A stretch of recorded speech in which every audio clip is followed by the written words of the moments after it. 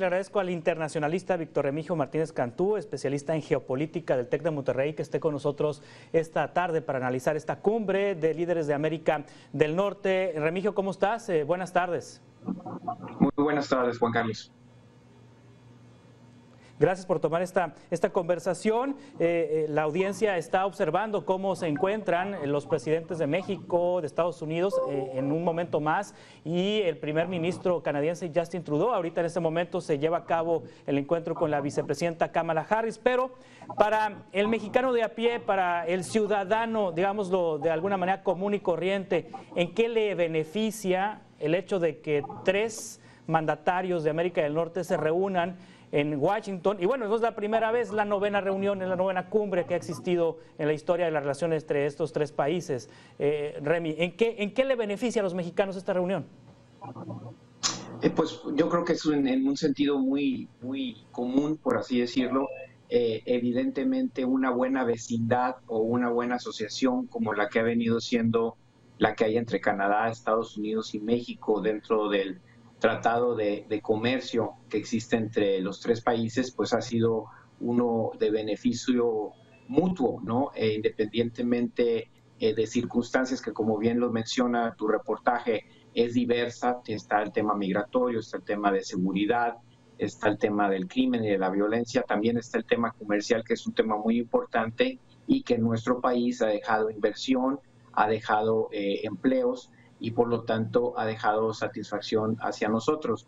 Claro que ya ha pasado más de 30 años de la firma del tratado original, que fue modificado durante la administración de Donald Trump, y hoy en día es valioso, como tú lo mencionas, que en esta 9ª reunión, que se reanuda después de 5 años, recordarás que Donald Trump no estaba en términos discursivos muy de acuerdo con el tratado anterior, suspendió estas reuniones trilaterales que son importantes, un poco de falta de empatía, sobre todo con Justin Trudeau, que es el primer ministro de Canadá, que tiene un corte liberal y una visión global del mundo contra Donald Trump, que tenía una visión más hacia adentro de los Estados Unidos.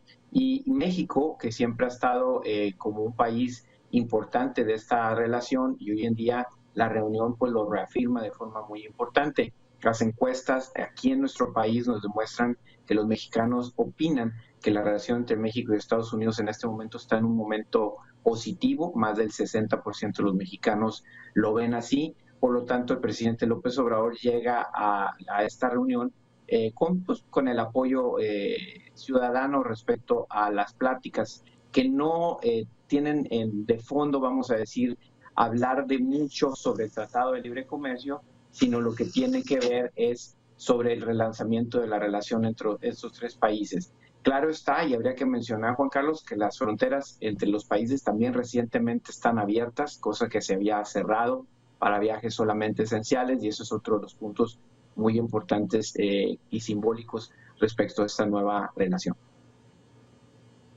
Sí, Víctor Remigio Martínez Cantú, ¿qué tanto la coyuntura política local mexicana tiene eco en esta reunión de los líderes de América del Norte? Es decir, la propuesta de reforma eléctrica del presidente López Obrador que se va a discutir en la Cámara de Diputados, esta lógica con relación a los energéticos que tiene el gobierno del presidente López Obrador. Observamos que previo a la visita del presidente López Obrador hay un pronunciamiento del gobernador de Texas, también de legisladores demócratas y republicanos que le piden al presidente Biden tener una voz más firme, más crítica, más pesada, más fuerte frente a las decisiones en política energética que está tomando México, que puede tomar México. ¿Es tema realmente o esta coyuntura local política mexicana en esta cumbre? Claro que es tema. Es un momento muy especial, precisamente por los efectos de la pandemia y también por las políticas que se han emprendido en el sector energético en el mundo, no solamente en México. El mundo se está moviendo en temas energéticos de forma distinta, ya sea en Europa, en América y en otras partes, respecto a los intereses nacionales, y también la reacción principalmente de Estados Unidos con paquetes de incentivos económicos y tributarios para alivianar los efectos de la pandemia. Entonces, hay muchas cosas que están en el aire, por así decirlo, respecto a lo que México o el presidente de México quisiera o quiere impulsar respecto al sector energético, pero también está de por medio una agenda multilateral que Estados Unidos está impulsando de forma muy importante respecto al cambio climático. Sí, han sido gobernadores. El gobernador de Texas, es muy simbólico esto que sea, porque Texas es un exportador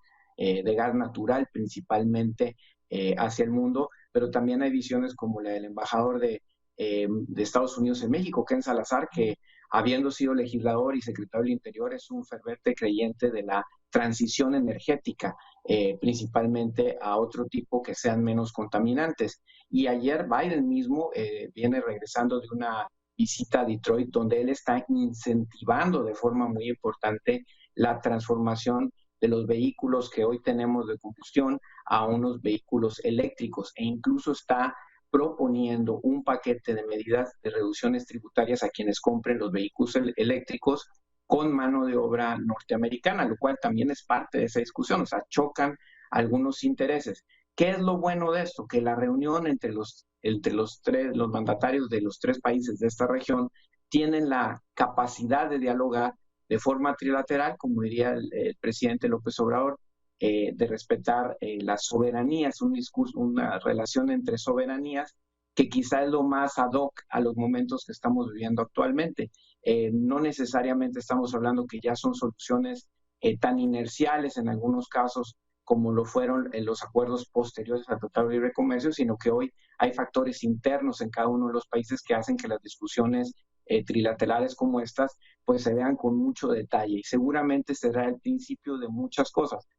No creo que vaya a haber un choque de posturas particulares en este momento. México ha decidido postergar, al menos en la Cámara Legislativa, la discusión de la reforma energética para el próximo año. Entonces parece que habrá tiempo para dar los ajustes que estas sean necesarias, claro, en la conveniencia no solamente del país, sino también en la conveniencia de salvaguardar los acuerdos que están inscritos dentro de los tratados. Entonces, no es un momento sencillo. Lo bueno es que hay los espacios y el apoyo suficiente para que se lleven a cabo estos diálogos donde se pongan los puntos sobre las IS. Esta reunión con Kamala Harris previa, tú recordarás, ella es la encargada del tema de migración, sigue siendo un tema muy importante para la administración de Joe Biden, el tema migratorio, y que México tiene mucho que ver en eso.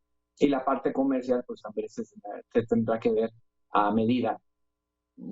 Sin dejar el tema de la inseguridad y de la violencia, que sin duda alguna en nuestro país al final de cuentas no ha cesado aún. Entonces son muchos los temas, el que se encuentren, que haya movilidad de los presidentes a ir a los Estados Unidos, lo encuentro muy afortunado. Espero que estos sean las bases para que los equipos de trabajo sigan buscando soluciones constructivas en base a una circunstancia que ya no solamente se da porque se tenga que dar, sino que hay factores internos en los países que hacen que estas discusiones sean más complejas al menos.